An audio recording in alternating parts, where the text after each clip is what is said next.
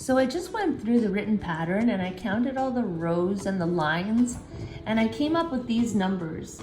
I aimed for 100 by 100 and instead I've got 193 by 193. Now I don't like doing Afghans that are almost 200 stitches because it's really large. But in order to get the proper resolution, the image has to be large. So I'm gonna go and fix that.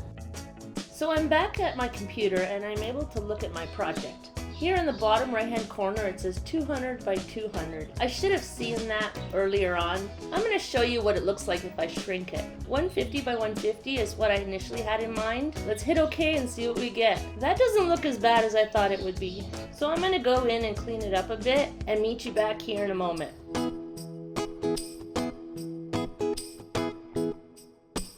So here I have the graph painted and ready. It's at 150 by 150 as you can see in the bottom right hand corner. I'm going to just go back into the Tunisian crochet and click the PDF out of that. At the end of the pattern it also gives you the palette, which is really great. Now I click on preview and that gives me the thumbnail image.